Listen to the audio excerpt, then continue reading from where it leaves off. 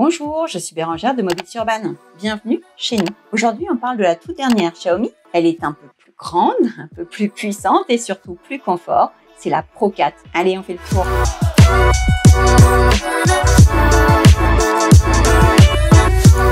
Si elle garde le même esprit de design que ses petites sœurs, vous verrez que presque tout a changé. La première chose, c'est bien sûr qu'elle est plus grande, alors environ 6 cm en hauteur, 7 en longueur et 2 en largeur pour avoir plus de place pour ses pieds, c'est très bien. Mais surtout, après des années d'errance, on a enfin des roues 10 pouces en série, à comparer avec les 8,5 des modèles précédents. Alors des roues plus grandes, c'est effectivement plus de confort, plus d'adhérence, plus de sérénité quand on est face à des trous ou des bosses de la voirie. Point majeur, ces roues 10 pouces sont en pneus tubeless avec gel. C'en est donc fini des chambres à air et des crevaisons à répétition. Le pneu tubeless, c'est un excellent compromis parce qu'en même temps, il contient de l'air pour assurer le confort et en même temps, sa résistance à la crevaison est très bon. Résistance à la crevaison encore améliorée par la présence du gel à l'intérieur du pneu contre le percement.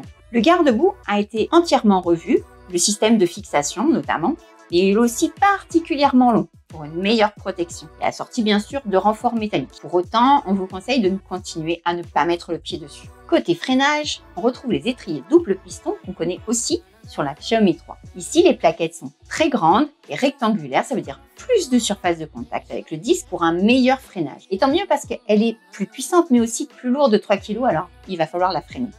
Double piston, vous vous souvenez?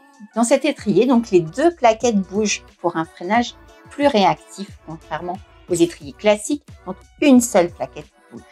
Le disque est d'ailleurs lui aussi plus grand. On passe sur des disques en 130 au lieu des 120 sur la Xiaomi Pro 2.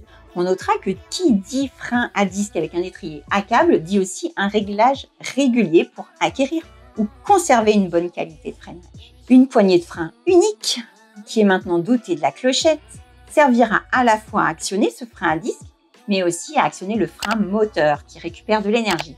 On réglera la force de récupération d'énergie via l'application. On passe sur un moteur brushless en 350 watts 36 volts en nominal qui est capable de développer jusqu'à 700 watts en crête. Il sera largement suffisant pour assumer la plupart des petites côtes en ville. Pour comparaison, c'est un peu plus qu'une Xiaomi Pro 2, mais c'est identique à une Ninebot Max. On a bien sûr toujours accès à 3 modes de conduite, piéton, drive, sport. Tiens d'ailleurs, roue 10 pouces tubeless avec gel, moteur 350 watts 36 volts, ça ne vous rappelle pas quelque chose? Oui, clairement, la Pro 4 vient chercher sa cousine, la Ninebot Max, sur ses plates-bandes.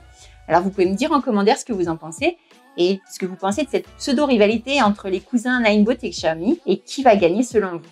Pour revenir à elle, côté batterie, on part sur du 12,4 Ah en 36 volts, soit 446 Wh.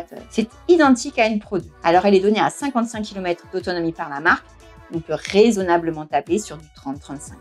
Parmi les petites nouveautés du design, on notera désormais que la sonnette est intégrée à la poignée de frein. Autre fait marquant, la prise de charge a changé de localisation. Elle se trouve désormais sur la potence et est équipée d'un cache-prise magnétique, ce qui est plutôt assez pratique et permettra de bien la protéger contre la pluie et les éclaboussures. Côté équipement, bien sûr, on dispose toujours de la petite clochette à marteau, de l'éclairage avant et d'un éclairage arrière. Éclairage arrière qui a d'ailleurs grandi par rapport à ses modèles précédents. Quand bien même, on vous recommande de toute façon de porter de la visibilité sur vous dès lors que vous roulez la nuit par faible visibilité. C'est mieux pour que les voitures prennent en compte et vous respectent. Sur l'afficheur, on aura toujours accès à la vitesse instantanée, à la commande d'éclairage avec une pression, à la commande des modes de conduite avec 2 pressions. On y lira aussi la jauge de batterie. Toutes les autres paramètres seront réglables sur votre application smartphone dédiée. Comme pour le reste de la gamme, elle est fournie avec un antivol et une rallonge de gonflage que vous pouvez garder dans un tiroir. L'antivol étant de très faible niveau de sécurité et la rallonge de gonflage malheureusement sans clapet anti-retour. On vous conseille d'investir. Une rallonge, c'est 9 € et un bon antivol, c'est un peu plus cher, mais au prix de la machine, ça vaut le coup quand même.